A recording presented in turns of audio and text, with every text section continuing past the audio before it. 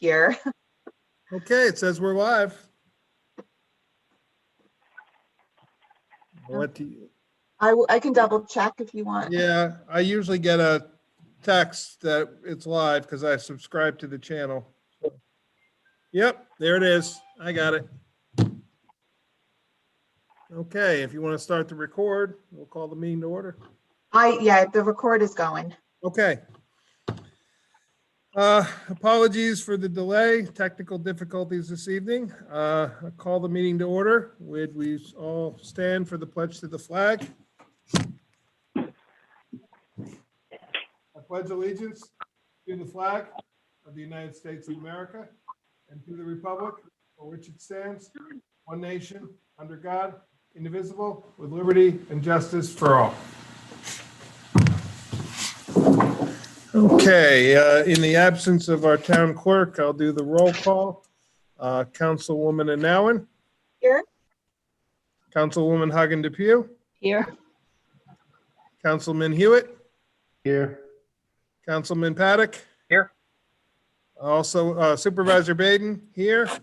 Also attending, attorney for the town, Mary Lou Christiana, and Highway Superintendent Jeff Fry. Okay, first item on the agenda is a discussion of our fire alarm system bids. Mary Lou, I'm going to hand it over to you. You did email all of us today, but if you want to just give a quick overview. Yeah, we have one bid that is much lower than the others, which gives a little bit of cause for concern is when it's that much lower. However, we're absolutely prohibited from speaking to the bidders until after a bid is awarded. So, we can't call them and say, "Are you sure?" This doesn't seem right. So we have a couple choices. We can award the bid to the lowest responsible bidder, who is that bidder that's so much lower. Maybe great. I did myself look up a little bit about the company. There's not a lot to see, but they've been in business for over 10 years. They do commercial, they do residential. There's nothing to indicate that they don't know what they're doing. Maybe it's just a lower bid because it's in an area of the state where things cost less. I don't know. So you could award it to the low bidder, or you could reject all bids, rebid it maybe with some more specificity. But of course now every bidder, it's all public record, so everybody knows what everyone else is bidding. And if we did award the bid, the third part is if we did award the bid to the lowest bidder, and then they said, when they came to do the project and said, we can't do it for this price. You guys could if they could sign a release and you guys could release them, and then you could go with the next bidder. Okay, so there's basically two options, but there is a subset of one of the options. So, right. What's the board's feeling? I think if we did a rebid, we would specify requiring a site survey being done. I think that's the difference. This low bidder did not come do a site survey. They took the square footage that we put in the bid. The other five companies did schedule a site visit, came, and they are all essentially within $6,000 of each other from the number 2 to the number 6. The number 1 bid is almost $11,000 cheaper than the number 2 bid. Well, my theory is this: shame on them for not coming. Maybe shame on us for not putting it in there that they had to. Yep. But they've given us a bid. And I like Mary Lou's thought, if they get here and they can't do the work and they find out they can't, that we go to the next bidder. And because rebidding is not a level playing field at that point. Agreed. Everybody knows everybody's stuff. And we did spec a exactly what we needed. We did not Right. provide drawings. We opted to save the cost of having an engineer draw up plans.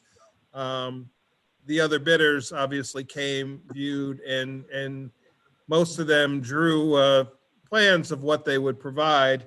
If this company, when, we will, if we decide to award them the bid, part of the contract would be that they would have to show us a design, and that's going to require them coming to our site. So there is that option.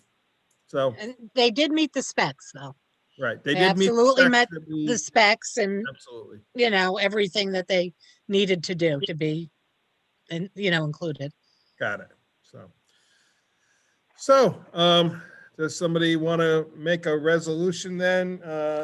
Or does anybody else have any thoughts on it other than B and myself? I mean, I'm honestly worried about the bid coming in low. I don't know anything about alarm systems, but I used bid number 2 was so detailed. I used it as a guide to the other ones, and the one we're talking about, the lowest bid, seems largely incomplete, other than the fact that I don't know anything about alarm systems. With all that said, I like what you guys say about let's award the bid, and then if they can't do it, we'll take it from there. I agree with Right, that. and then, as B said, that, it's not a level playing field anymore. If they, at their choice, say, oh, we bid this, and now that we're here and look at it, we can't do this for this price, and they do not follow through with contract, then we can go to the number 2 bidder and award the bid to the number 2 bidder. I think at this point, it's the fairest way to do it. The ball's kind of in their court. If they can't follow what we require, then they either have to do what we require at that price that they bid for us, and we get what we want, or they say we can't. So, Chris, Aaron, do you have any thoughts? I think we're all in agreement. I think everything that everyone has said is right. I concur. I'm just finding the information of the company to make sure that in the resolution. It's Alert Alarm Inc., Yep, DBA Alert Alarm and Security. I just found their cover page. So then I will make a motion that we award the bid for the design, installation, and monitoring of fire alarm system for the town highway garage and town hall to Alert Alarm and Security System of 27 Commercial Drive West, Johnson City, New York, 13790, in the amount of $16,471, and authorize the supervisor to notify such bidder of the award and to initiate contract. And then, once we get the contract, I'll be coming back to you for approval of the contract. So, I'll second the motion. okay. Any other questions or discussion? If not, roll call vote, please, Kate? Did she get here? I apologize, by the way. That's okay. My head was thinking 6:30. I don't know why. I figured that was the case. We went ahead and started. We started a little late. I've been taking minutes up to this point, so you're Okay, here. I'll listen in. Agenda item. too. Yep. Councilwoman Anowen, Aye. Councilwoman Hagen Depew, Aye. Councilman Hewitt, Aye. Councilman Paddock, Aye. Supervisor Baden. Aye. Okay, agenda item B is our plan for operations in the event of a declared public health emergency involving a communicable disease. Mary Lou, I will turn it over to you, and I can probably fill in a little bit of the gaps. Okay, well, I think everybody's ready. I know you guys discussed this a couple meetings ago, but I wasn't at that meeting. when Right. you first went over it. So, my understanding is there was a concern, which I share, that this particular, draft is in large part designed toward the current pandemic, but that's not the purpose of this plan. So I don't know if you folks want to just kind of go through it again, or if, We have until April 1st to adopt this. What I would Mhm. like to maybe propose, Mary Lou, is maybe you and Mike Richardson just kind of work together. I don't even think you need to involve me unless you want to. yeah, I mean, I'd like to just Maybe make even it, do it by email with Michael. and I'm just happy to determine- go through and make changes and send them to everyone, really. Okay, And then maybe next week, depending on what Mike Richardson's schedule is like, maybe we can do that. We'll have to send it back to the union again because it's Right. required to be Yep. reviewed by the union. But yeah, we do still have some time left, and you guys direct me. Is what you're looking for to just make this much more general? We have these 6 or 7 points that we must address by law.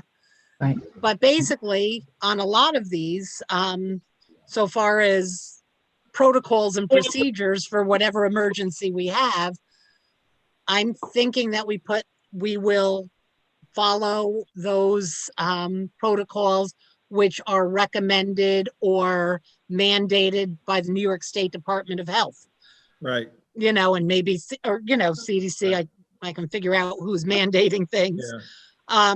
Because the last pandemic, thank God, the last major pandemic, there've been little things, was 100 years ago. I'm hoping that we're not using this for another 100 years. Right.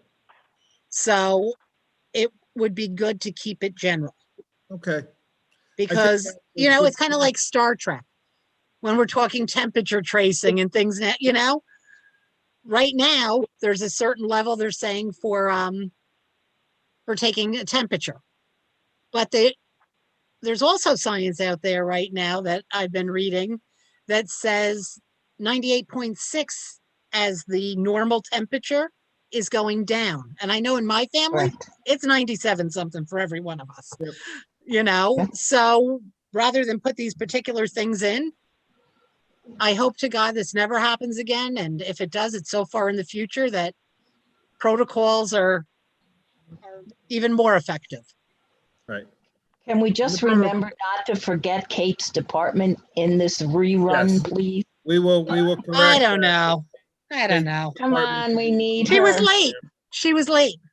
No, we got to keep her in the loop. Okay, because she has all the really be kind things behind her, which I adore. We'll include them. There we go. All right. Okay. So that's how I'm going? Yes. I have like thumbs up from everybody? Yes. If you want to Okay. initiate the conversation with Michael, make changes you think should, then you could email everybody and Michael and myself, and we can. We just shouldn't do. Just to clarify, Mary Lou, we can't really do too much work on it though through email, right?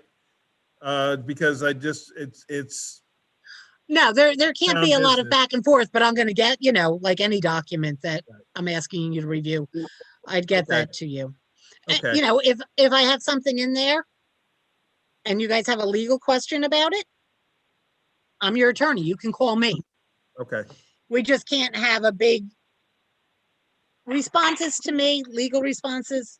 Please do them individually rather than Yep. as a group email, because then Yep. group emails become meetings. Right. And if you want to include something, if you have a proposal, email it to me and I'll get it to myself, Mary Lou, and Michael. But if you email it to all the board members, then it becomes Right. Then we're doing business So- outside of a meeting, and that's so not Mary cool. Lou can share with all of us, but in replying, unless you say looks great or something like that, if you're proposing changes or modifications or anything like that. And I'll then put a reminder in send my it and email to all of do you. it. Okay. B and Aaron, the 2020 Justice Court audit. I mistakenly thought we had to approve it tonight because normally it's due by March 1st. We have a little leeway. We can adopt this next meeting. I Yes. think I forgot to look, and the original document is on my other computer. So I think it's March 15th. That's what I think it is, Mike. Yes, the Either that or April 15th. 1st. So I'm not sure, but the 15th being the closest date. yeah, that's what I remember, B. Aaron, do you have the ability, do you have what B sent able to be shared, and maybe you can share it? Yeah, because she would have it and be better at sharing than I am. I'll share it and then We've come across a glitch, but we'll get it fixed. Okay.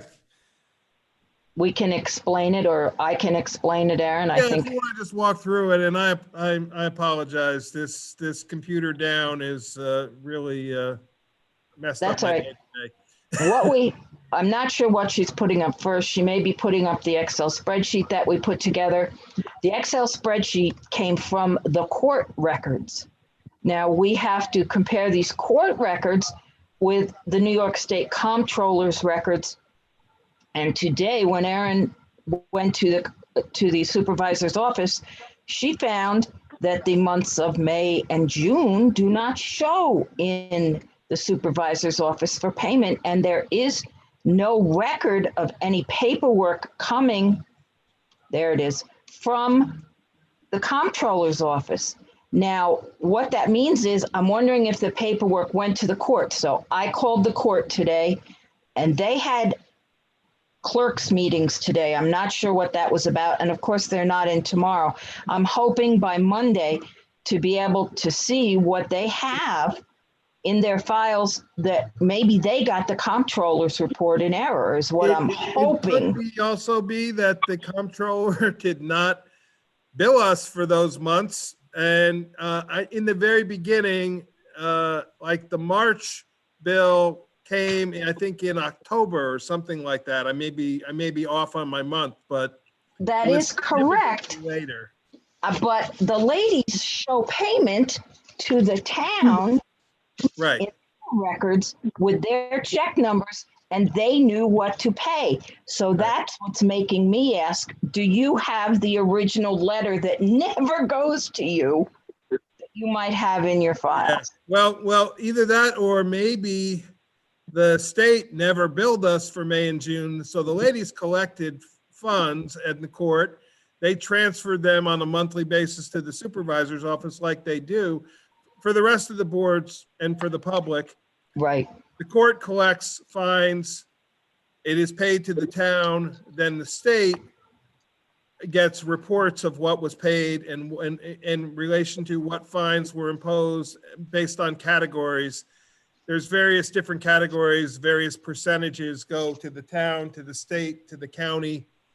And we then get a bill from the state for the amount that we owe them of what we collected each month.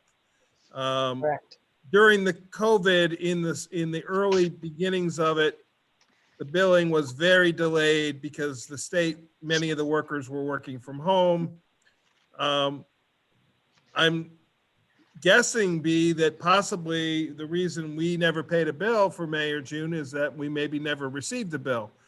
That's what I'm thinking, that paperwork somehow ended up going to the Or courts. maybe the paperwork was never generated. Maybe the And state yet- never billed us. But like I said to you, they did make payments. The court ladies made payments to the town and have that registered on check numbers. Understood. So somehow they had to know what to pay. Now, I know No, but they turn over the entire amount collected to us. yes, Right. that is correct. Right. So the state report, if we didn't get the state bill, Right. it may never have been generated by the state. I And don't know. They had to have some way to verify that number. Just say, for argument's sake, 1625 and that could 16. have just been the amount of money they took in for that month. It might have been. It may Yeah. very well have been. Yeah. But I'm hoping those letters lay in their files. However, I did speak to Karen today in your office, and she is willing to, if she can find a phone number, ask for copies of those reports. Yep. And they are just literally just getting caught up. I know. From with 2020. So I think, we move forward. If it is truly due March 15th, we move forward with our report. And in our report, we can note that the town Yes. did not receive billing for the months of, what was it, May and June? Yeah. That's correct. And, I was Yeah. going to say, the way it lays now, the town court has paid the town, but we don't know if the state has generated a report, so we know what correct. we are allowed to have. Yeah, so we'll probably be getting a voucher for that after we figure out what happened. I'm hoping something either got lost in the mail with the COVID, which could have happened at some point somewhere, or it came into the court instead of going into the supervisor's office. Or it just was never generated. Or it just never was generated at all. And it, like, for me, one of the things that came up just doing the audit was just like remembering how chaotic COVID has made everything. Yeah. And, the dates that, we're matching against are so far beyond. Oh, yeah. So it's June's in September and so B and Aaron, other than May and June, how did we match up on the state reports versus our own accounting? 100%. Beautiful. I love hearing that. I left her to do the matching. That wasn't very nice of me, but I did. I left her to do Well, the. that's kind of the purpose of the dual town board member audit. You two are doing it independently and comparing your notes at the end to make sure you agree. So. And in the narrative, I did put that we took all precautions and the clerks were taking all precautions for COVID, et cetera, et cetera. Okay. Well, would you like me to put the report up, or should we wait until we settle what's going on? Why don't we resolve what do you want to do? Do you want to resolve it and then we can talk, we'll put this on the agenda for next week? I'd like to see if we can get it resolved. Yeah, and in between now and then too, we can determine what exactly is the due date of this report, if it is March 15th or if it's April 1st. And the 3 months that were chosen to actually match the comptroller, strangely enough, it's February, July, and August. It's not affected. The May, June does not affect those numbers. Great. They just are randomly pulled. I tell the clerks to pull whatever they want me to try to match with the state. They pull them. Beautiful. And the total year amount matches as well. Well, we won't no, it won't, because we May and won't June don't know. exist. We do not know that Right, yet. we do not know. We Understood. do not know. Okay. Okay. Adam or Chris, do you have any Any questions? questions? Nice job as always, ladies. Thank you very much. Aaron, you have filled in for Brian very admirably. She sure has. Thanks, Aaron. Yeah, Brian, I'm walking in Brian's footsteps. I think. Yes, There you you go. are. Okay, moving on then. Adam, Councilman Paddock, your chance to shine here. Tell us what you can about playground equipment. All right, do you want to share? Aaron, your you screen? might need to give him share capability if you haven't already, please. Yeah, I'll show you guys a few things we put together. Working with a company out of Long Island. They're, like I said, out of everybody in New York, there's only a couple of companies that have the state bid, and they basically are buying the exact same thing. What makes it a little challenging is that there's many components. So the guy I was working with, Jonathan out of Long Island, he put together a good package for us, something that he thought was met contemporary standards, did a lot of good things. So I have it to show you guys. I get to share my screen. All right. Yeah. And we're going to share this PowerPoint here. There we go. So, by the way, I do a lot of PowerPoints during the day, so I get to share it with you guys. So, you know, the current condition of our playground equipment, this is the piece that we're talking about. It's not that we don't have other pieces down there, teeter-totters, swing sets, other play equipment, but this is the main piece. And you know, Mike, you know the history of this thing. It's there for years. It's been well used. It's been well loved, but you know, it's well past due. With a little research, they talked about you know, different communities, you know, what the goal of a not only a playground, but this particular kind of playground is. So, you know, our goal is obviously to get a new clean replacement of that existing equipment. Obviously, everybody wants it to meet safety regulations and guidelines. There's a lot more ADA compliancy that we should be following in contemporary playground equipment that we're not right now, and obviously haven't in the past. You know, a lot of people, you know, a lot of these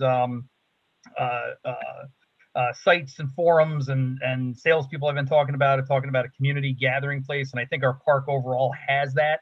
Although we want to be conscientious as we go forward. A higher level of inclusive play, you see a lot, and you know, and whether that's you know, everything from, you know, children with tough disabilities like wheelchair bound or scooter bound to you know, just kids that you know don't have the upper body strength to to climb up things. You know, children with autism, children with learning disabilities. So again, they want to make sure that this play area has that kind of inclusivity. And you know, kind of the mission statement you see on a lot of the sites is flexible, simple, and intuitive to use. So with all these kinds of things in mind, and you know, based on our budget, they put together 3 options for us for state bid. All of them are similar. They got little different nuances to them. They're all about the same price, but they kind of check all the boxes. So you know, obviously you can see that the overall construction of the playground itself is smaller than the footprint that we're dealing with. There's less major components, you know, where there's more events. And as you can see, you know, regular stuff, slides and climbing areas. But around the outside, you know, a park bench, you know, always recommended. There's one down there now. Our park bench is in pretty rough shape. You can see, you know, I talked to Jonathan about, you know, some of the other things that as I was looking, I just thought were maybe a good idea, like some of these auditory toys. And he says they're kind of standard these days. You know, for kids who, you know, want to go to the playground and, you know, explore with sound and touch and other things. So you can see they look like flowers, but there's basically these small mallets attached to them, and each one of them has a different sonic frequency. It's my understanding it's not like a band room where it's going to be lousy and noisy. It's like kind of like a wind chime, you know. But the kids get to play with these, and you can hear some things. This is the back side of option number 1. You can see the slides instead of some of the ones that we remember, like down at the Kerhonkson Elementary School when I went there. You know, that was 20 feet high, made of metal, hot, burned the back of your legs. This is actually a roller system. If you guys have ever been to like a factory and they have those little rollers. So again, they work better. They're cooler. They don't pinch. They don't cut. You know, again, when you take a look, you know, right in that, you know, $50,000 neck of the woods, includes everything. This picture here, you can see that little beige thing in the forefront. That's called a Swizzler, is my understanding, and they're very, very popular. Town of Marbletown or town of Warsing has several of these. All kids like them, but they're especially attractive to kids with autism. There's something about them; they make the kids feel good, and you know, again, they're very popular. So that's option number 1. Option number 2 is not dissimilar, other than this one has a corkscrew slide, some different climbing features and some balance features to it. You can see the rock climbing wall on the side of it, includes the swizzle, includes everything else. Same sort of price. You're negligible, a couple $100 one way or the other. The third one, it's a little less than, you know, walking bridges, you know, a couple of you know, less features, but it's still got the good slides. It's still got the you know, some of the balance things. You know, personally, this is my least favorite out of the group. You know, it's only a few $1,000s less. It just doesn't seem to have all the moving parts to it. So just a couple of more things, and then I'll turn it over to you guys for questions. All the bids, the state bid, it includes a tailgate delivery, which basically means they bring a box truck to the town garage, and our guys would have to unload it. Obviously, we're not asking for assembly. Assembly on something like this costs about $25,000 or more. So again, Jeff, another feather in your cap. I hear you guys are going to take on the responsibility of putting this together. So appreciate it. Obviously, there's no taxes or additional fees. All the components we're looking at here are on state bid and are highly recommended for our purpose. One thing, and B, to your point, they are recommending a specific play mulch. I told the different companies, hey, we got a really nice layer of sand down there.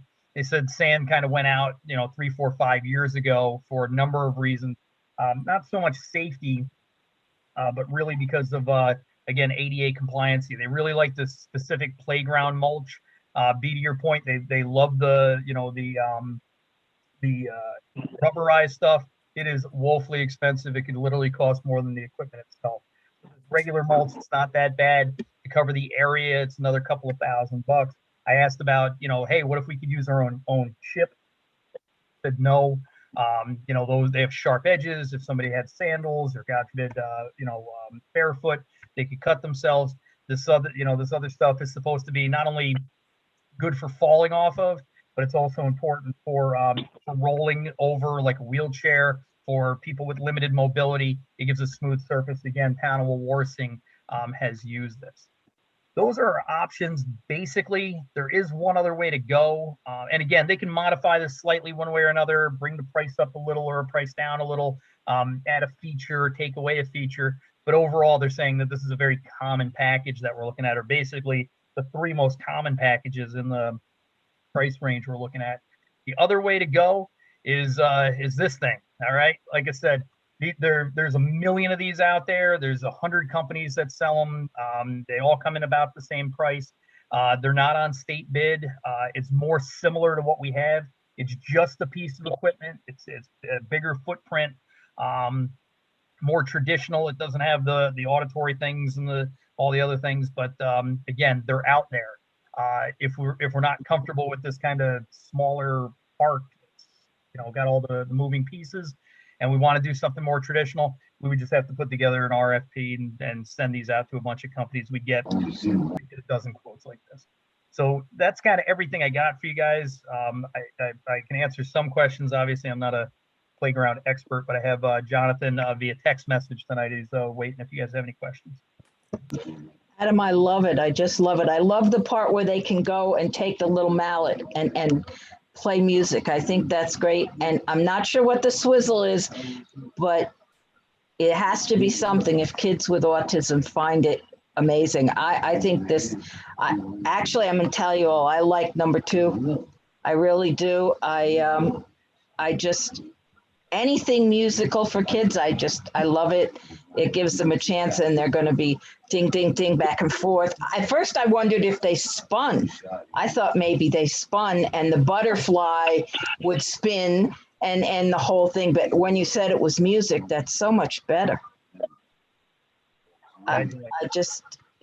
Great stuff, Adam. Great stuff. And Devitt's used to sell playground ground material. I don't know if they still do. That was one of the closest places around that I recall, but that's several years ago. Yeah, they do have a state bid for the material. So again, those okay. specific. So good. I'm thinking the same thing you're thinking, B. We'll find somebody with some mulch and put it down. It's a specific type. Most municipalities, most school districts use it. It's on state bid. We can get truckloads of it for a couple of $1,000s. I was just wondering. Expensive, but like I said, I was thinking the same thing. We'll just grab some local. Yeah, Can I just mention one thing on your whatever you're going to use as your base, because as you talk about this old playground equipment, I just want you to know that that's when I started working for the town. Was when I was installed, and just make sure that with whatever you're using as the base, you check it out with the insurance company. Yep. So I actually also liked number 2 of the state bids. I like the rock climbing wall and the swirl slide. Though I also am not a playground equipment expert, and I also I know some children, but is there a way that we could get feedback from the rec department, or is there a way we could poll some kids or some families and see if they would prefer something smaller with more stimulation options over something bigger?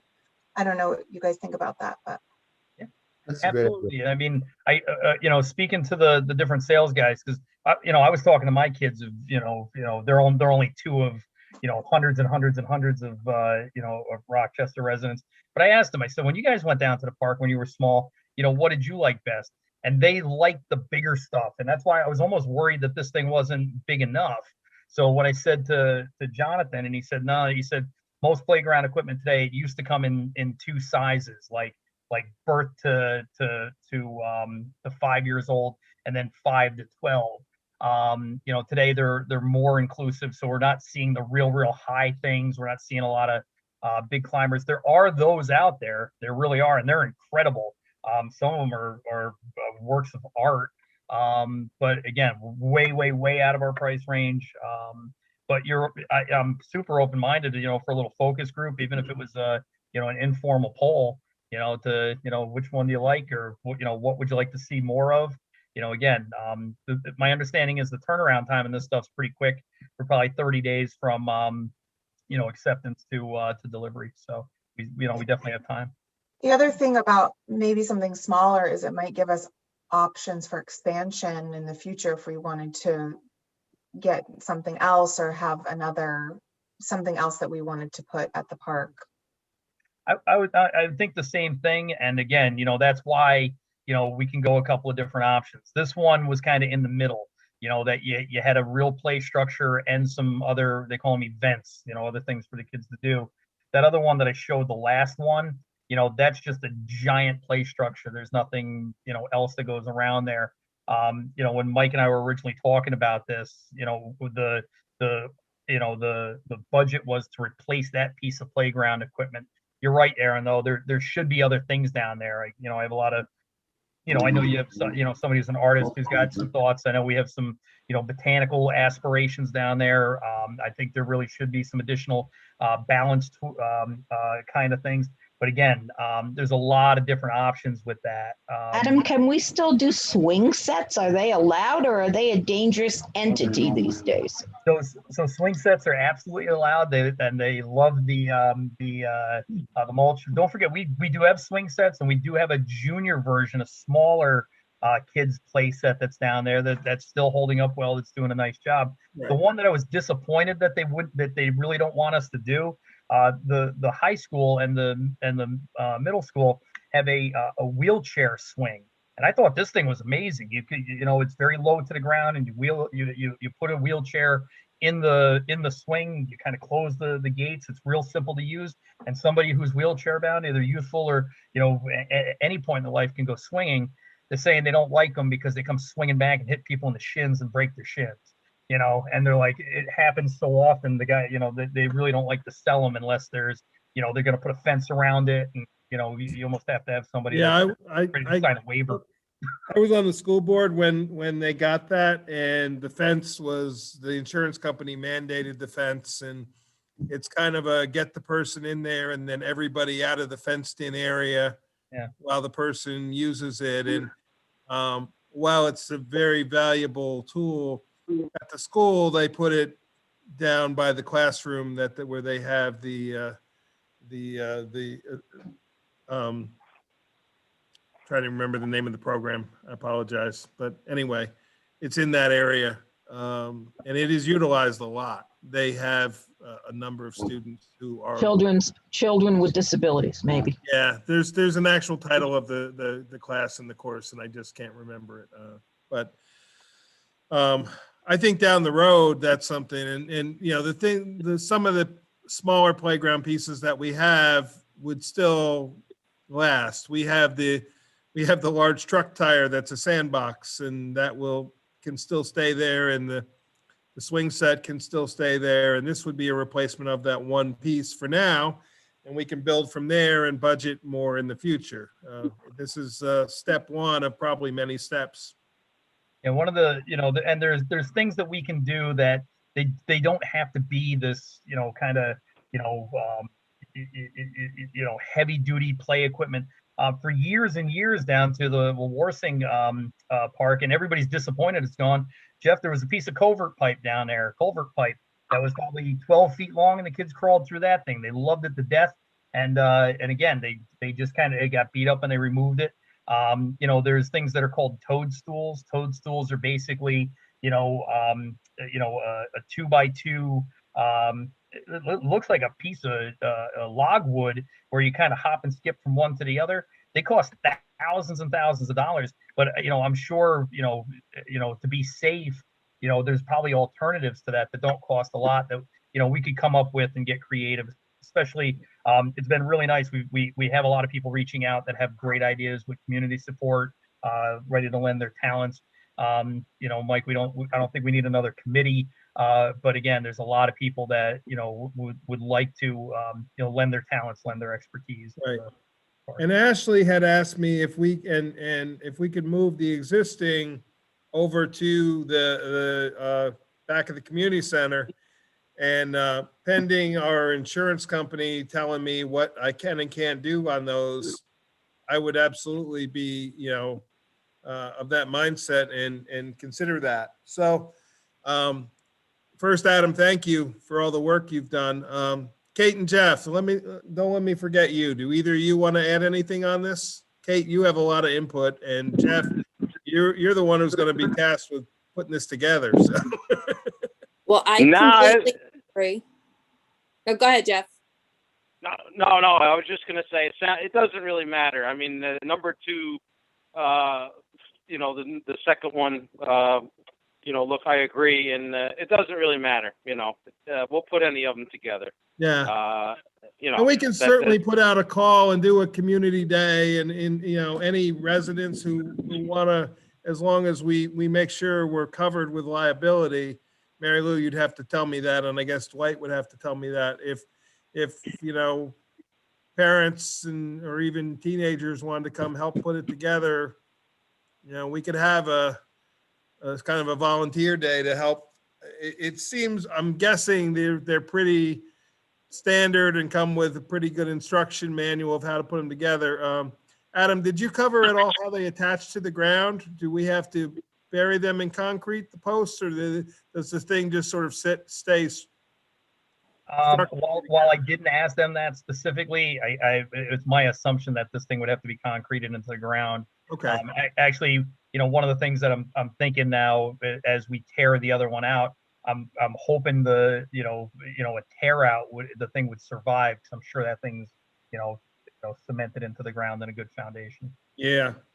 Again, it's not a really easy build at. I think it'll be fun and challenging. But again, if they're going to charge $25,000 to come put this thing together, I put together my kid's backyard play set that I paid a couple of $1,000s for it, and it took me weeks.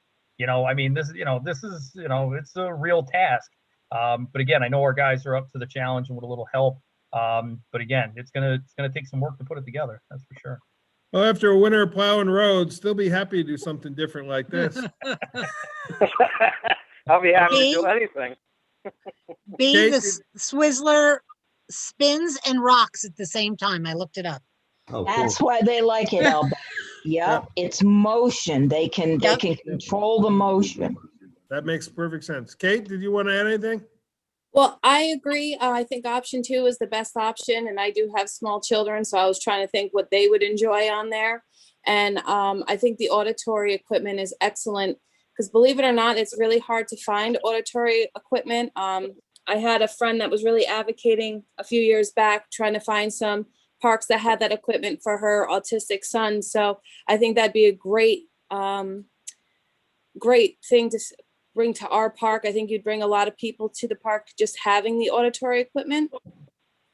And I would just be pretty much reiterating what Aaron and Adam were saying, that we do have other equipment there and there is time to build on from here. But I think option 2 is a great option. Yep. I agree. Ashley, with her collecting plastic bags, is well on the way to getting us a park bench. So, from the Lions.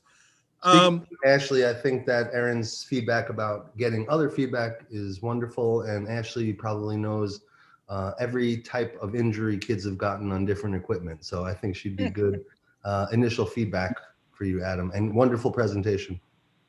Kate, do you think if we did, an informal, like, I can look into how we can do a Facebook poll, and if we put it on our various, department sites, Jeff can put it up on highway, I can put it up on the supervisor site, Ashley can put it up on the recreation site. I think it might be a good way to go to just gather a, very informal reaction. We can have, 4 options kind of thing, pick 1, 2, 3, or 4. Yep. And the advantage with going, obviously, with the first company is, or the first option 1, 2, or 3 that Adam presented is, these are already on state bid. We don't have to go out to a bid process. We don't have to receive and compare bids. Quite frankly, the options are so varied that I don't know how we would ever do this, even with the best value thing, because a lot of it is just opinion of what you want. It's really difficult. Having a company that does have the state bid and utilizing their expertise is probably, to me, it's definitely the easiest way to go, but I also think it's the best way to go. Anybody have any thoughts on that?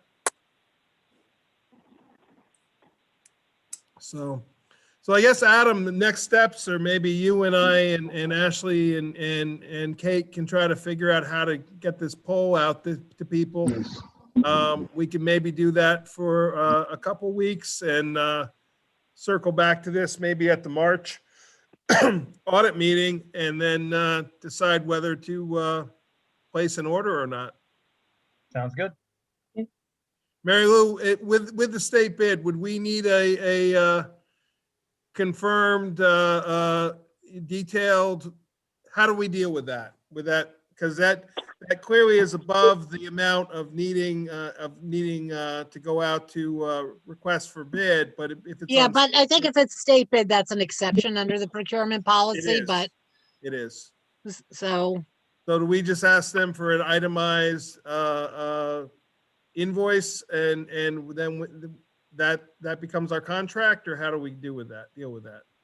off the top of my head, I do not have the Okay. answer, but I can find out. I'll try to look into that and find out how we did, because I know, like, we bought vehicles off of state bid. Jeff often buys equipment off of state bid. But I didn't know what we needed in terms of documentation to show that it was the agreed upon state bid. So we answer if the comptroller were to come in and audit us and say, you spent over 30,000 and you didn't go out to bids, we can say, here. Jeff usually specs his out and then he goes to look. And I think that Adam really didn't have a spec, but I think he's done one heck of a job with this.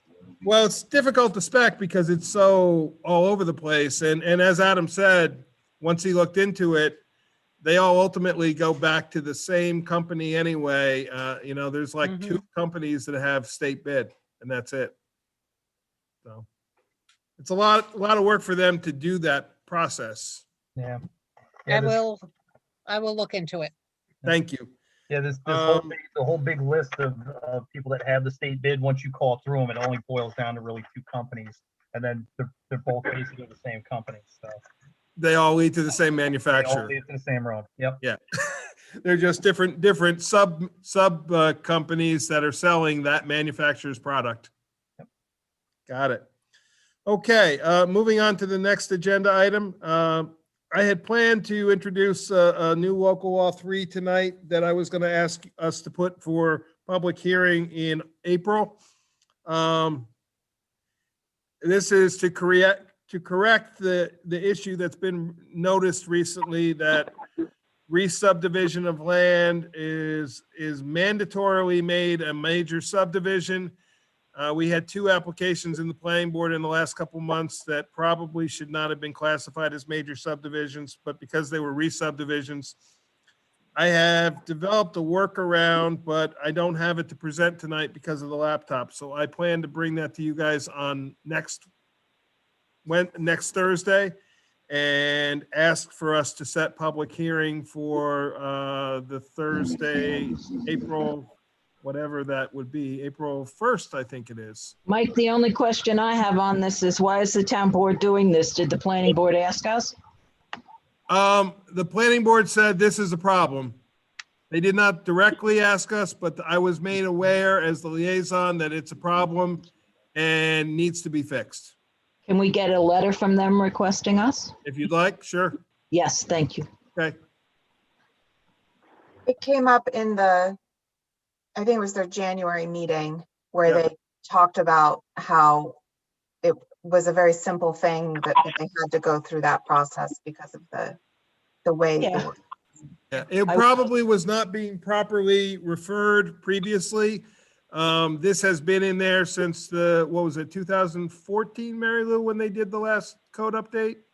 That sounds right. I think it was 14. It has been in there ever since.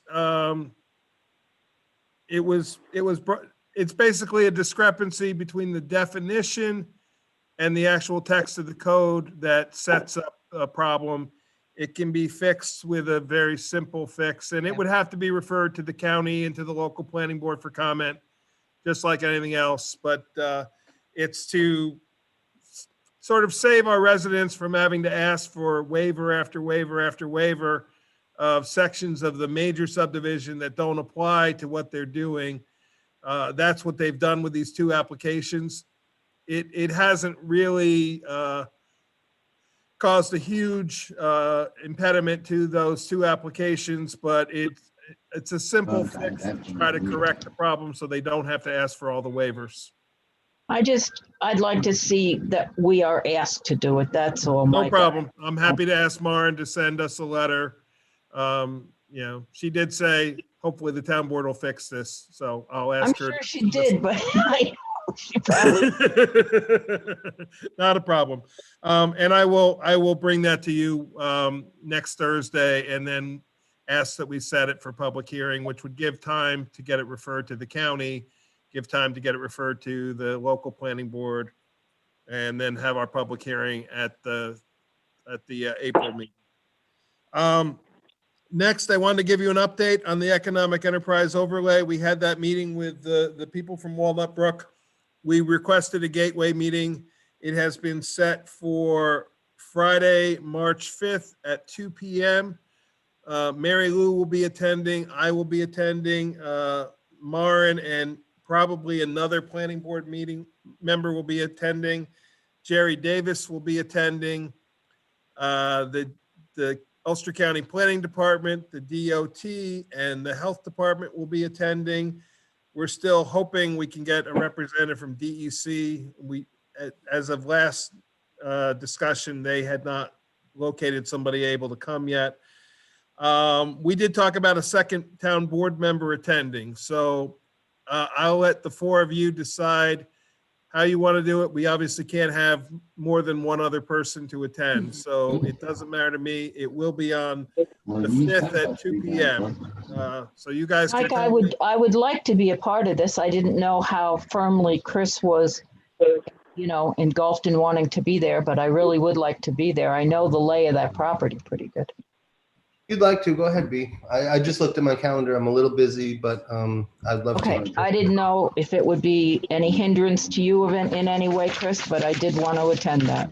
Well, Okay. I'm just fascinated, so an update would be great.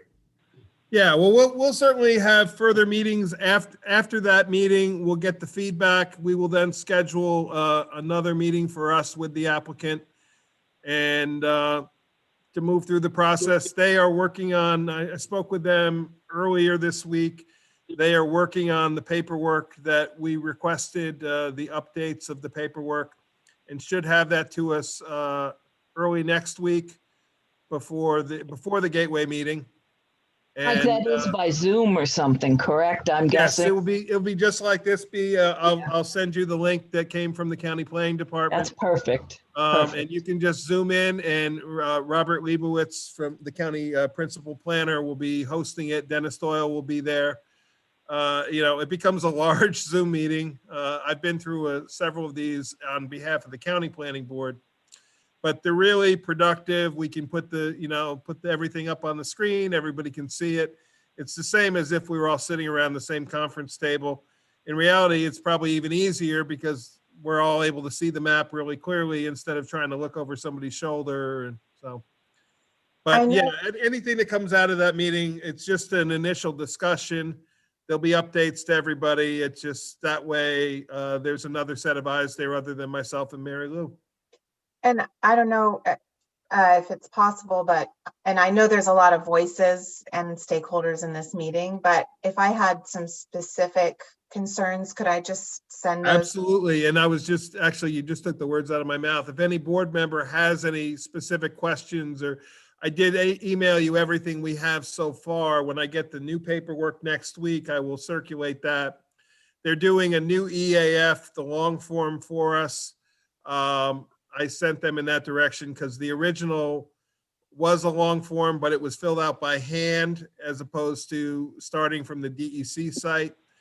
I asked them to create a new one based off the DEC, and they're working on that for us. They're also working on trying to clarify some of the other information. So, and Adam and I did take a quick walk to the property one day, a couple weeks ago, right after the meeting, and walked around the property, and clearly that one structure is out of the floodplain as the map showed. It is a fairly steep embankment behind it that goes directly down to the stream. It's within the 100 feet of the stream, but it's not in the floodplain. It is a very sturdy structure. It is, we could ask them to take it down and replace it in another location. We could ask them to try to move it. I think they did. That was my question, Mike. Could they move it? They just said that it seemed to say that they didn't think that would be financially viable, but I don't remember if that was exactly their answer. I think they said if that was the option, they would probably take it down and put a new one up. It is definitely, of all the buildings, it seems like it is the most sound of them all. And the one that they want to take down, Adam and I, it was wide open. We were able to walk into it, and we see why they want to take it down. Yeah. So, I Adam, you want to add anything on that too? Yeah, I was concerned about the floodplain, the house that might be within it. It's so high up on this embankment. I mean, unless there's an arc coming down the river, with a million-year flood, there's no chance of it getting up there.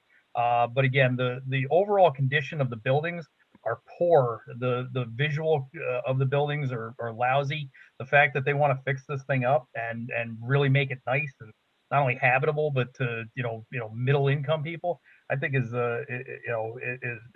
would be excellent. There's a lot of questions to answer out there, obviously. So I'm excited that about the group discussion. Yeah. Mary Lou, can I send you some questions on this? Okay. Okay. And like Aaron said, if any board members have questions specifically that they want asked at that gateway meeting, asked of the DOT or like I said, hopefully the DEC will attend, but at very least the DOT and the health department, or if the planning department, send them on and either send them to me or send them to Mary Lou, or however you want to handle it. The way this meeting works is the developer makes a presentation, and then Dennis kind of goes topic by topic, round robin around the room. He'll say, okay, let's talk about parking. Let's talk about lighting. Let's talk about this. Let's talk about that. And oftentimes he'll start with, he'll probably start with water and septic so the health department can move on and not have to stay in the meeting for the rest of the discussion. That's my favorite part. Yeah, or we may start with access and transportation. So I do know that they have talked to both of those agencies already. So it's not a totally foreign application to them. But just wanted to keep you up to date on where we go, and we'll be setting another meeting probably sometime toward the end of March with the developers to take next steps. Building condition survey.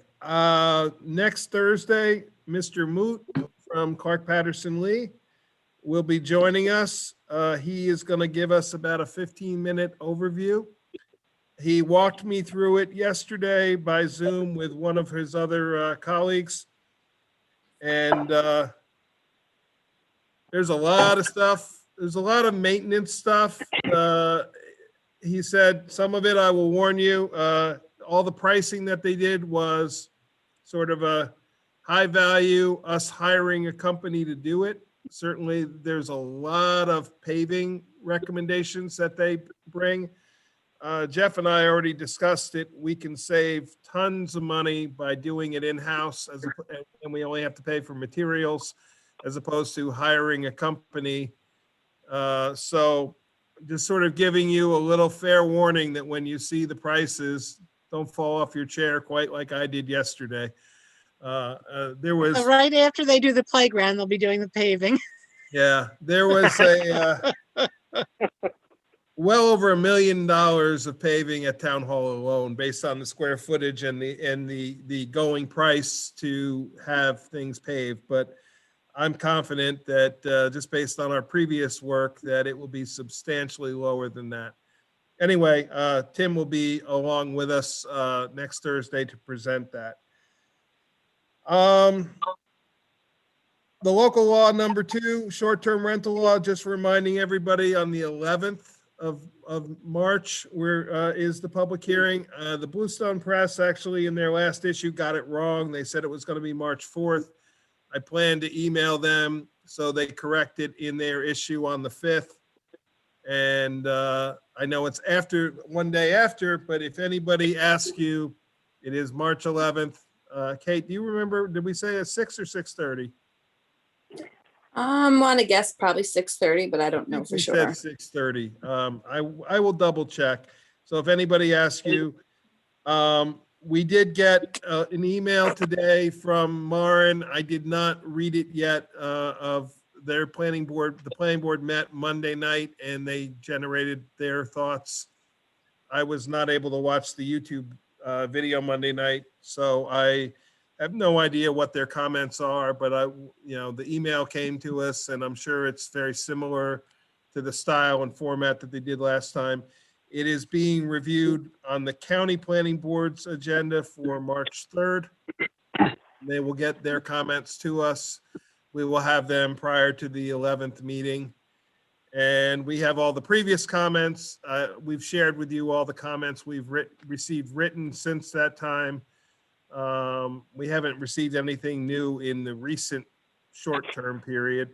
No pun intended. So. And it is at 30. I just looked it up. 6:30. Thank you, Kate.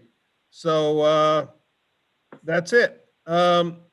Agriculture Advisory Committee, Erin has asked that we take this off the agenda. She just did not have time to further discuss it.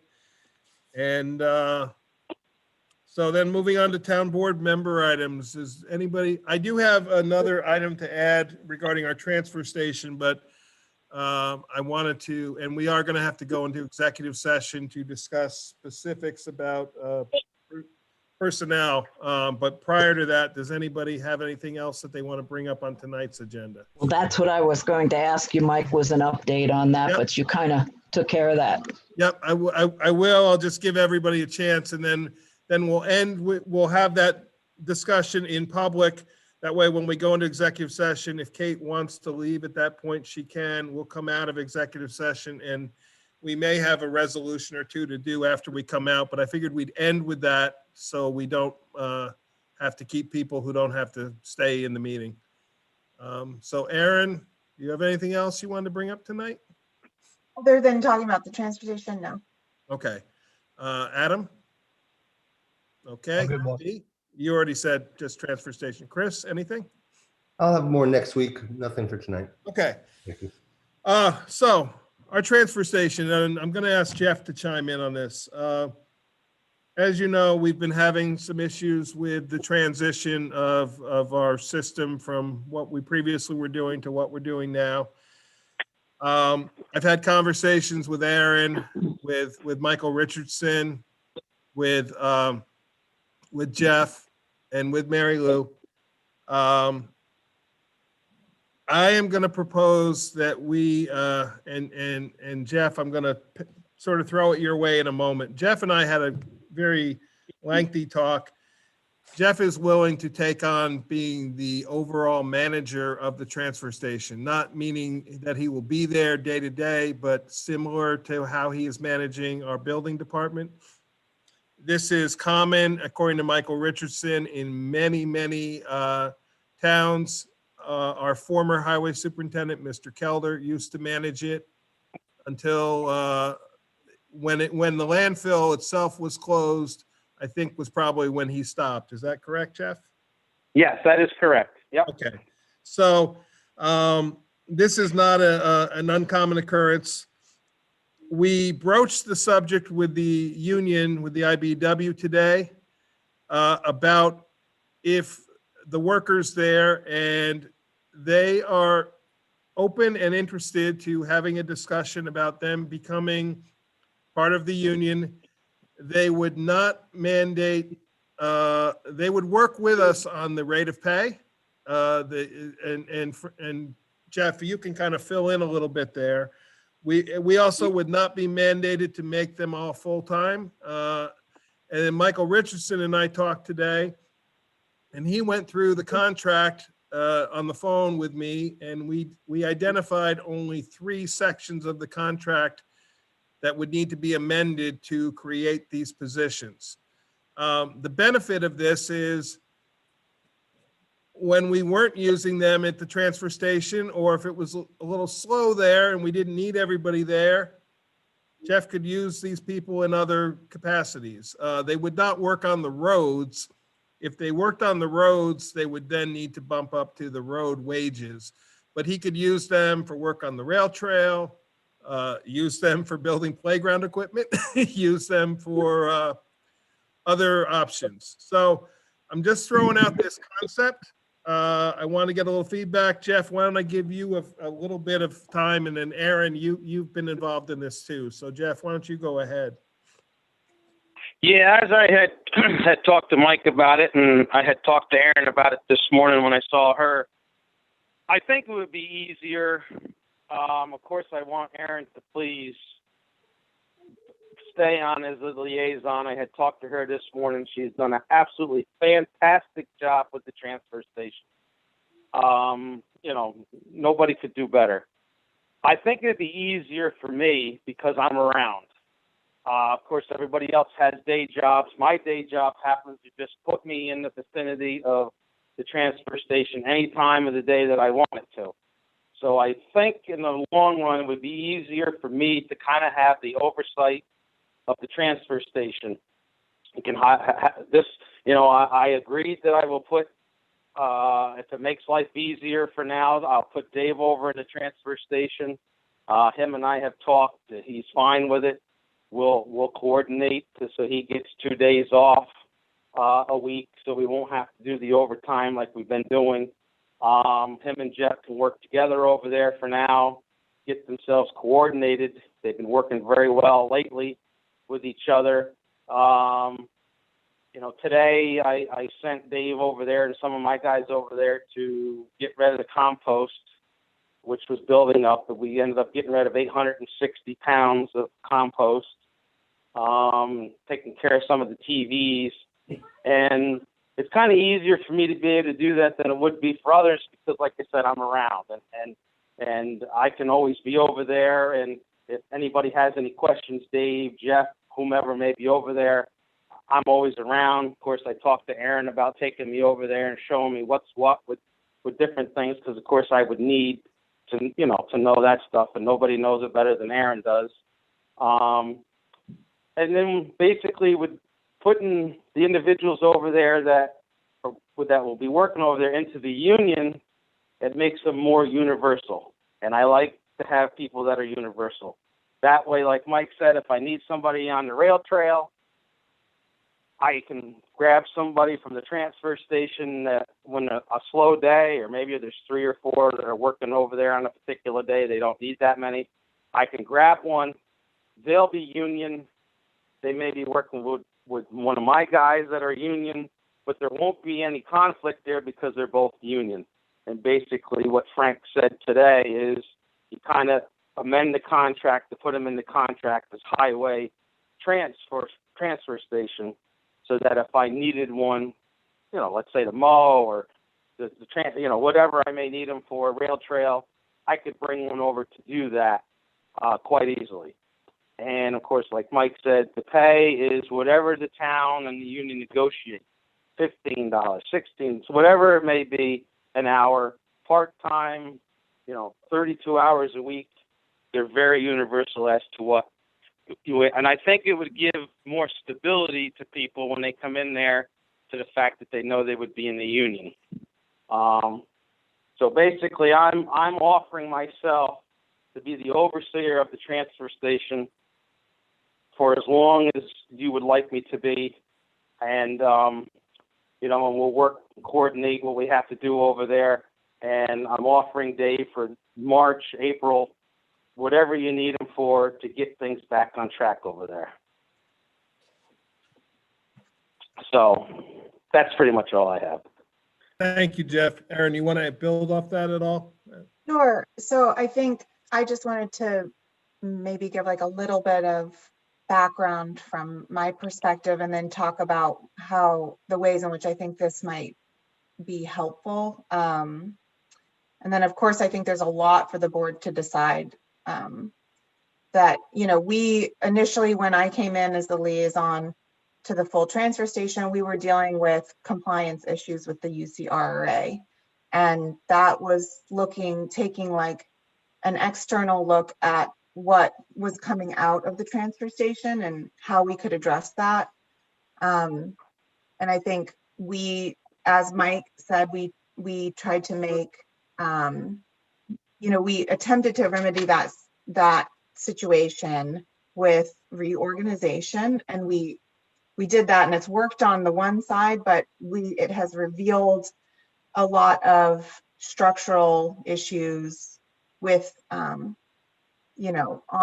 with personnel, and how we do our hiring, and how we have a training, or lack of training process. And it's clear that the transfer station is its own little island that is the most popular, most used, most public place in our town. And I think it's one of the most important places.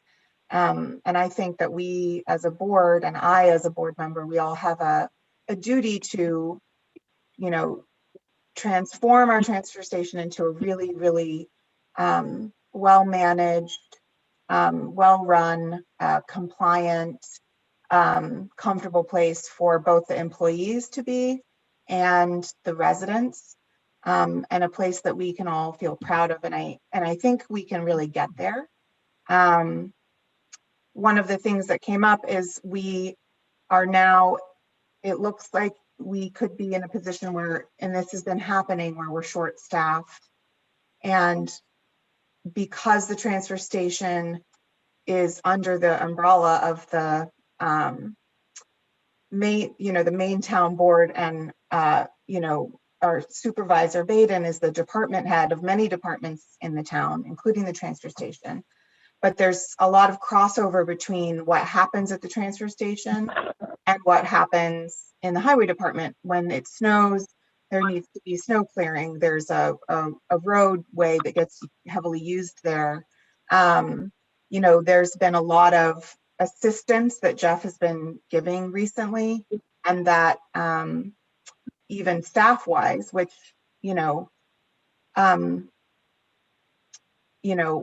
is very helpful for us, but in the long term, it's not something that we can keep doing under the structure that we have.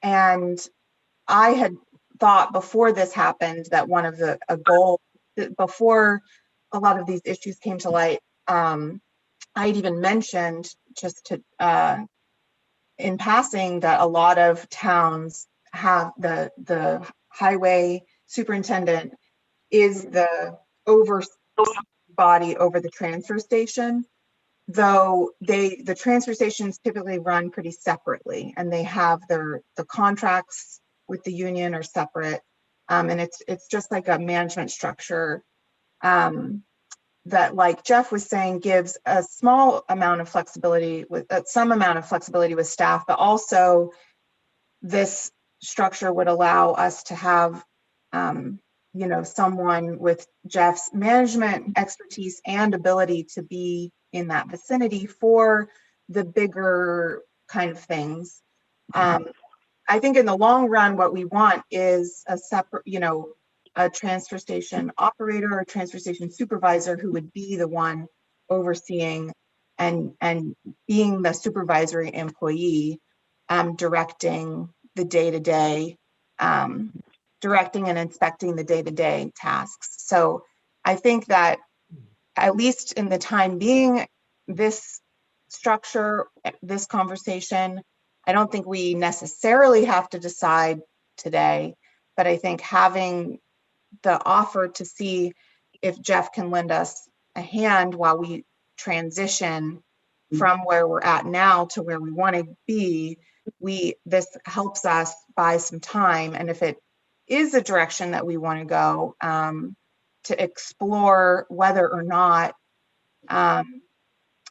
having a union contract would be something that we can do with the resources we have, then we could explore that, but that would involve a lot. That would involve more than just us deciding that's what we want. We'd have to look at the budget. We'd have to have meetings and discussions. So I think in the short term, what I really like is having a few weeks for us as a board to take ownership over what we want to happen at the transfer station, put some structure in place, and then, fill out the personnel and the hiring and, really look at the whole thing and take the time to do things right and responsibly and to the way that we know that we can do it, because this is a really good board with a lot of,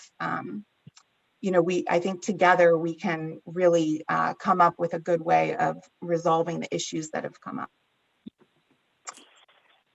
I have much to say, I guess, on this. Firstly, we start out and we're going to do this via civil service, correct, Mr. Baden? So we do the process.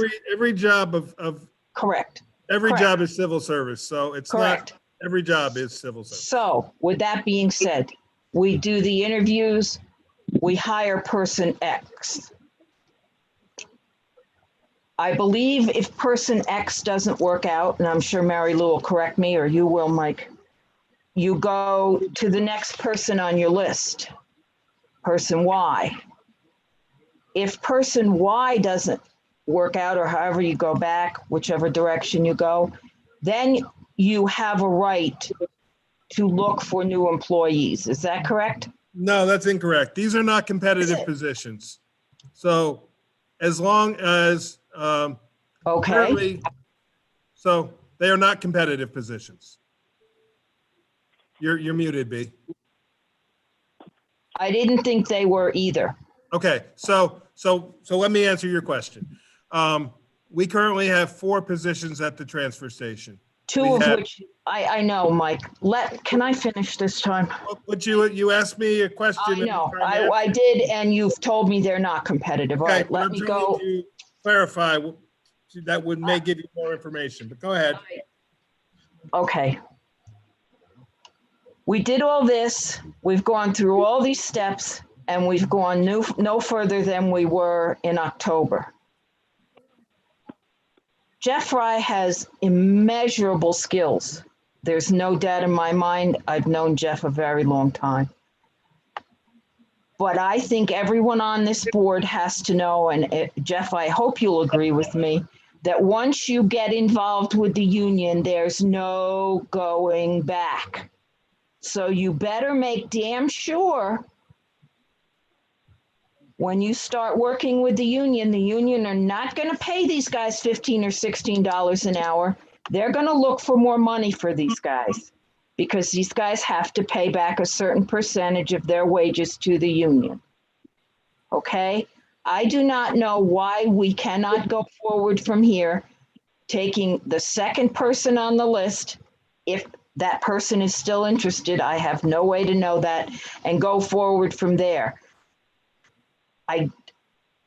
What has me very, very upset is the fact that I tried to guide you by not taking people with resumes and all this wonderful stuff for college, and just take someone that would get their hands dirty. And no one wanted to hear me. It was all about resumes and all this other stuff. Will you hear me now? Post your stuff that you need somebody to work there. But for God's sake, let them do the job. There's so many chiefs in this job, nobody knows who to report to. Now you're going to put poor Jeff in the mix. Are they going to report to Jeff? Are they going to report to you, Mike? Are they going to report to the town board? Are they their own boss? How the devil does anybody know what they're doing over there? And that's where the confusion comes in. Too many chiefs, not enough Indians. If you're going to make somebody a manager, make them a manager. Let them come to you with the new information. You don't have to watch them if they're going to do their job. It becomes so confusing after a while that I wouldn't know which end was up either if I was in the position that these guys have been in. And the other thing, if there's no consequence for a poor work ethic and there's no regard for a good work ethic, they have no motivation whatsoever to work there. And please, before you go to the union with this, and before you up this ante some $7 or $8 per person an hour, you better look long and hard at this. And Jeff, this is no reflection on you. I think you'd be an excellent leader. But unfortunately, bringing the union into this, I don't think is the answer to this town. I think it's spending more taxpayer dollars for nothing. We've already had to subsidize the difference in wages between the gentleman who's called from the highway department, and that's not in the budget. And I don't know to this date how much extra money we've spent because the two men that this board hired didn't bother to show up, and the other guy that was there wouldn't show up because he wasn't put in charge. Pick somebody, give them a title, stick to the title and mean it, and don't undermine them. And I think you'll find people that will come to work for you, but you cannot constantly undermine them. I think had Chris with a K been left alone and been told what his job title was and what he was allowed to do and who he was to report to, I believe he would still be there. I don't know about the other gentleman, why he did or did not show up. I just don't know that.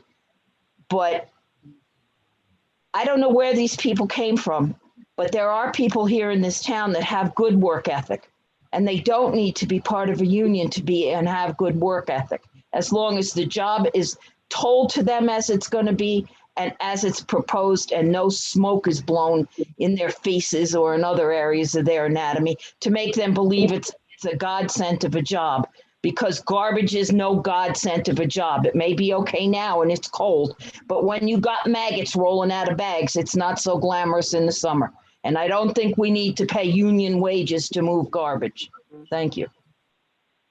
I just want to comment that if you guys do decide you want to go into that direction, I want to do a little bit of legal research regarding the combination of the departments, because it may depend on, how the population of your town. There's lots of weird little rules. So if you'd like me to look into that, I will.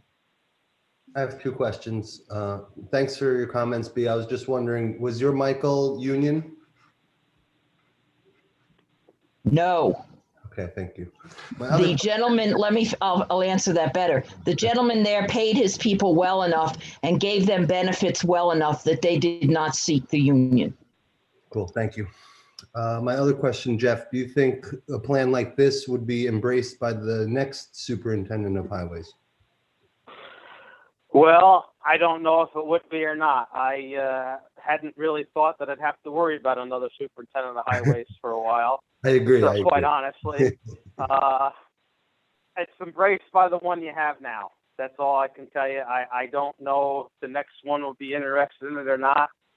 You know, I don't know how far. Hopefully that doesn't happen for a long, long time. But I honestly don't know. I can only tell you that the one you have now is offering. I'm offering. I'm not looking to step on anybody's toes. I'm just looking to try to help.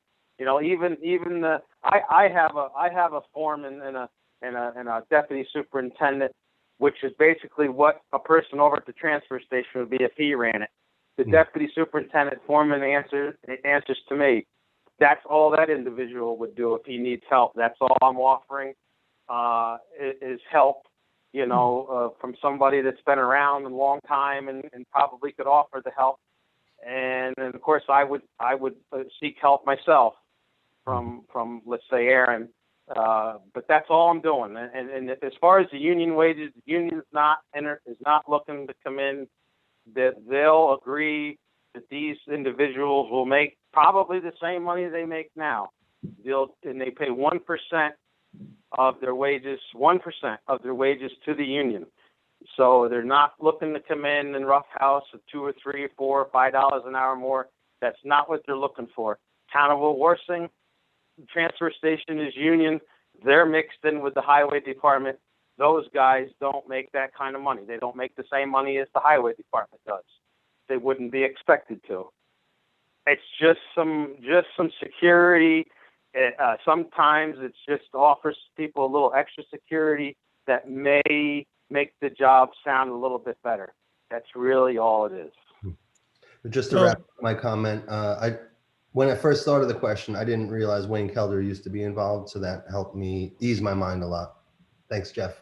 I agree. Yeah, go ahead. Yeah, no problem. Yeah, basically he stopped doing it when it became a transfer station, but he did it, and I was there.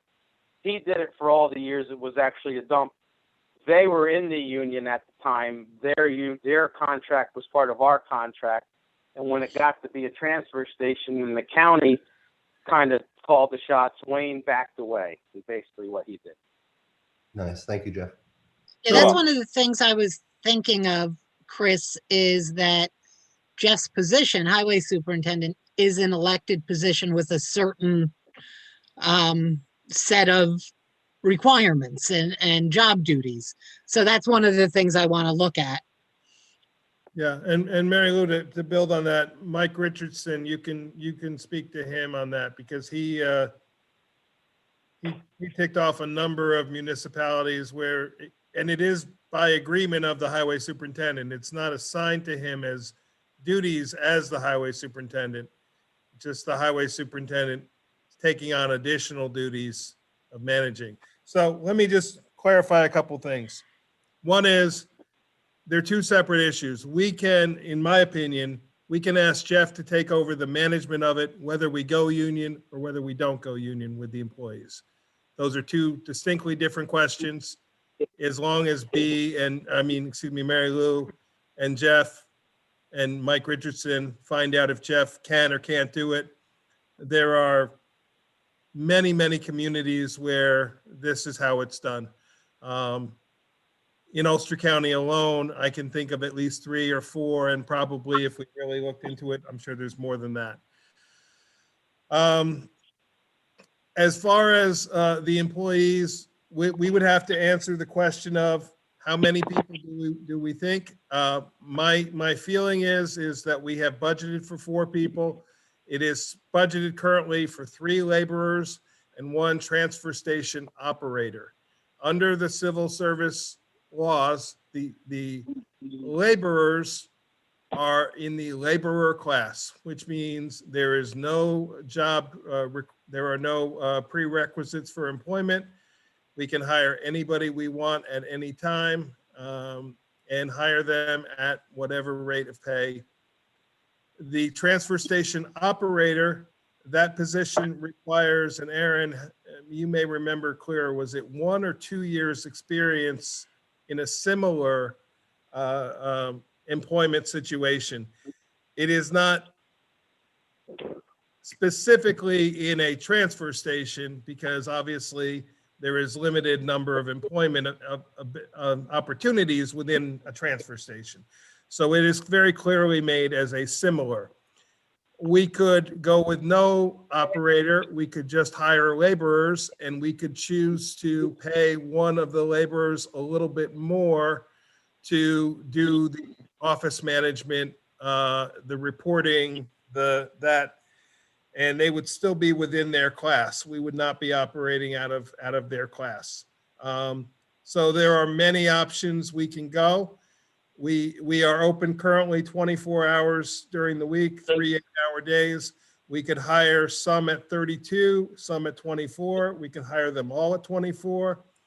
The advantage of what Jeff and I were speaking about of the union is, if it was a little slow there and we didn't need 4 people there and Jeff could use somebody somewhere else, he could pull one person out of there that day. The way we were operating previously, when buildings and grounds and transfer station employees were one and the same, Saturdays there were 4 people there.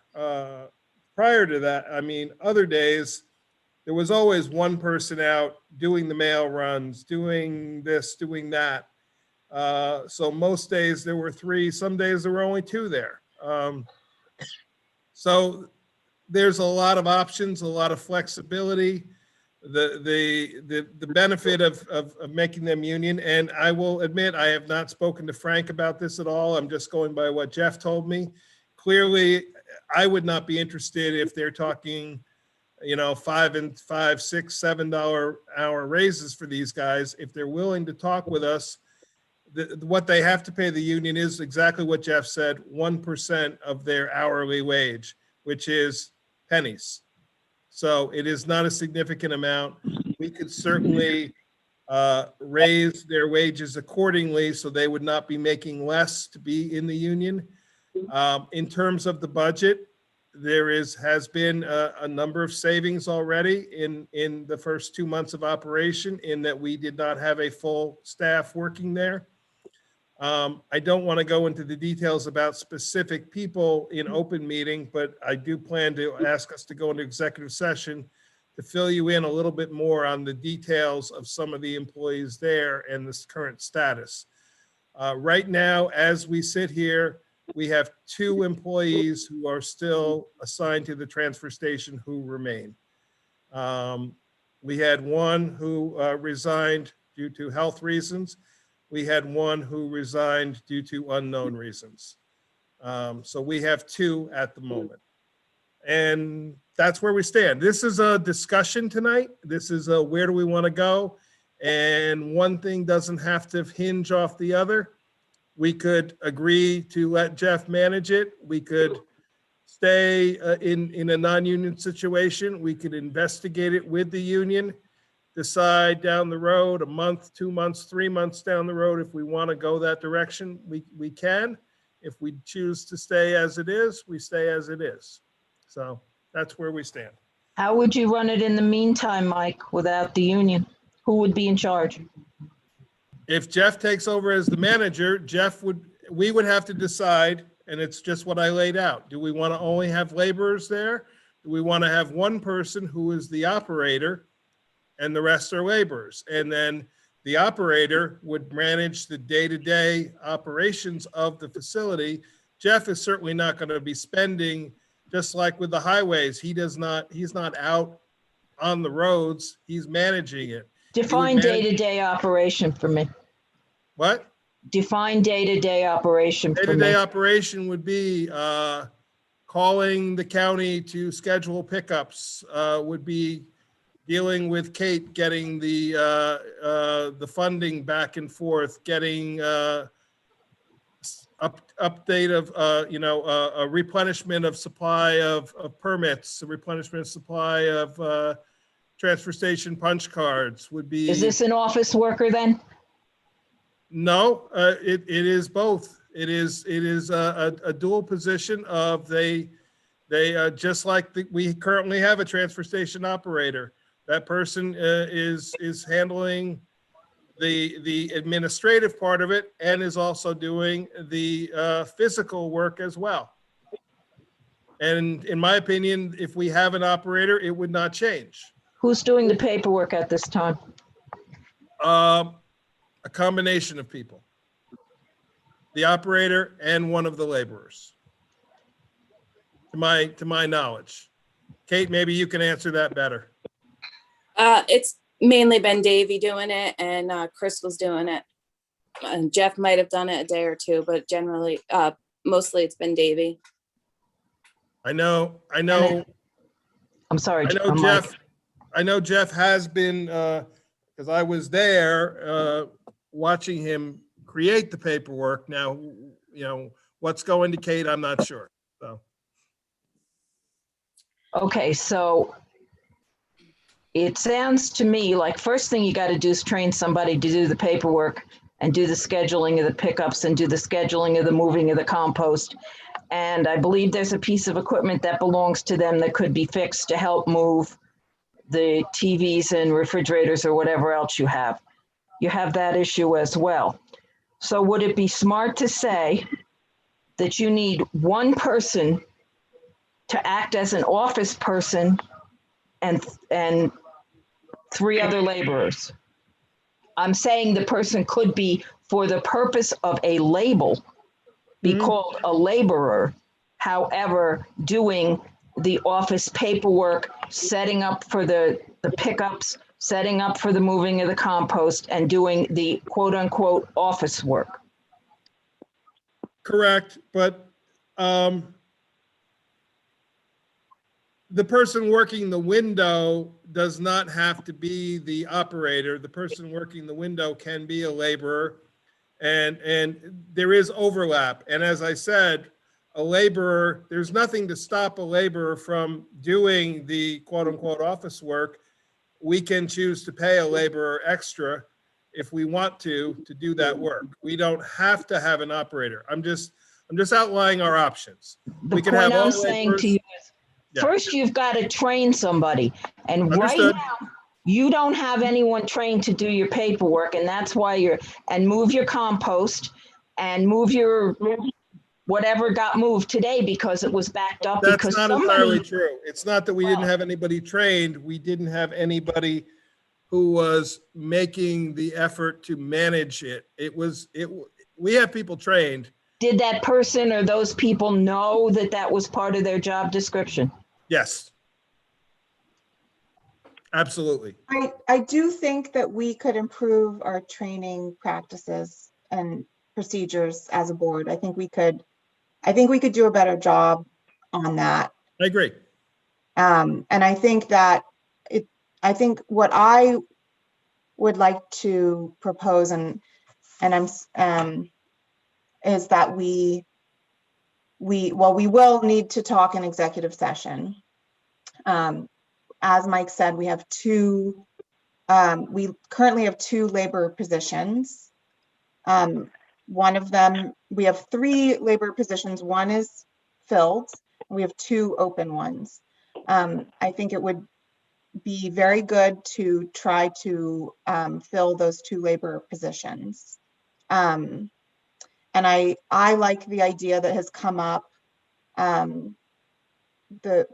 Chris, who is currently in the operator position, has mentioned it. I've talked about this with Kate, talked about it with Mike. I think we all agree if we had someone who was really handling like the paperwork side and was in the booth and was like, if we had one, we can assign, as B was saying, someone can be a laborer at the transfer station, but have an assigned role. And then have people who are very, very versed in working at the different bins and are assigned there. That's something that we haven't had. We haven't had full staffing for about 6 or 8 weeks now, and that hasn't been possible. There's been, I would just want to acknowledge that it has been not an easy situation for anyone who's been working. Less than desirable. So, but if we could fill in those positions, and then with Jeff's help, just sort of going by, making sure, because there's the work, and then there's just like making sure are the people at When we're speaking of Jeff, we're speaking of Superintendent Fry.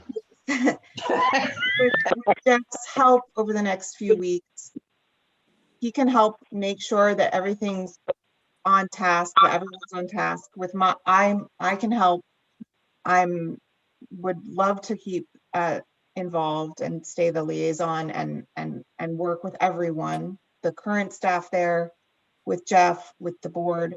But then we can, I think that the board should come up with a hiring protocol, and it doesn't have to be the same for every single position, but for a position like a supervisory role, we might want to have a more, we might want to have one kind of hiring practice, and for labor positions, we might want to have another kind of hiring practice, and then everyone on the board knows that we're considering certain things, but we can take our time to have that discussion at another point. I think by having Jeff be now we have a department head, he would kind of fill in that oversight role. It would give us time to really work through a lot of these questions and decide as a board, how do we want to do it? How do we want to do the training? What do we want the positions to be? And I think it'll be really a good exercise, actually, because I think it could set us up for success in other departments too, if we can really take ownership of this. I also want to say, I might be alone in this, and I know that I'm a proud union supporter, and I have a lot of respect for people who work in the waste industry, and I have a lot of respect for all of our staff. They work hard for us every day, and I think that we should be investing in our staff, because I think that they are one of our most valuable assets. And, I want all of them to feel really well compensated, and I want them all to feel good about their jobs and the work that they do. And I will fight to make sure that we are continuing to have good advancement and pay fair wages, and make sure that that it's worth it for them to work here, because they are making our town worth it. And I just wanted to say that, because it's not just about the highway. Right now our highway crew has a union contract, but I see there being a lot of room for all of our staff, for us to reevaluate our wage structure for everyone. Because I really do believe our staff is our biggest asset. Thanks, Aaron. Okay. Thank you, Aaron. I'm a big supporter of Agree, Aaron, I agree. and I know I don't have a say in all of this, but I see a lot of things day to day, and I do think the transfer station can have more efficiency, and there's so much growth that can happen there if you do have somebody in the office that is going to manage the paperwork. And maybe they need to have it laid out, hey, every other Wednesday compost has to go to the county, or every Tuesday a phone call has to be made here. Sometimes that stuff has to be laid out for people to actually remember to do it and hold them accountable, so people can say, hey, I didn't know I was supposed to do that. I also think we learn a lot through trial and error, and we've been learning all together the last few months how things are going. I personally would say, let's see how the chips fall before you make someone union, because once they become union, it's going to be very hard to change things. But I am a full supporter of employees, incentives, and things, just what you said, Aaron. And I was glad to hear you say that. So my personal opinion is take it a little slow, see how it works out. Well, and that's kind of what I was trying to say, is one doesn't have to hinge off the other. We don't have to make the decision about union immediately. I, for one, would like to take Jeff up on his offer of being the point manager. We can then, as Aaron said, we'll go into executive session. We can talk a little more freely then about specific employees and the where we stand and where we go in terms of that.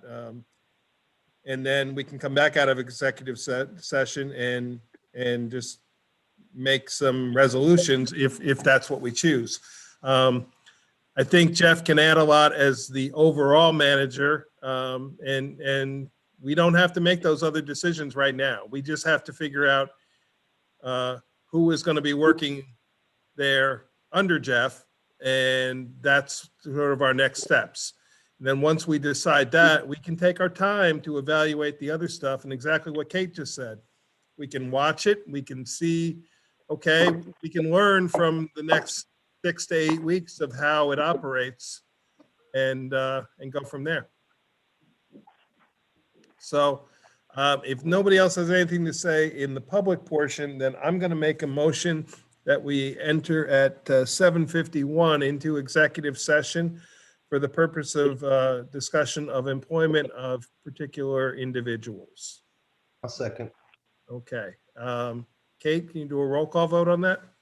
Councilwoman Allen, Aye. Councilwoman Hagen Depew, Aye. Councilman Hewitt, Aye. Councilman Paddock, Aye. Supervisor Baden. Aye. Okay, with the board's permission, I'd like to invite attorney for the town, Mary Lou Christiana, and Jeff Fry into that executive session. Kate, we won't need you. It is your choice if you want to leave, and I can text you when we're ready to come back out, or if you want, I can just, if we do any resolutions, I can take my own notes on that. Well, it's up to you. If you decide that it's going to be something that will be in length, you can let me know. Okay. My phone by me. Okay. We'll see where the discussion goes and what our resolutions may or may not be when we come out, and I'll let you know. If it's simple, Okay. I'll just take notes and pass them on to you. Okay. I don't mean to exclude you, but it's not really. No, good on that. So. All right. Thank Okay. you. So a good Aaron, then if you would stop the record and stop the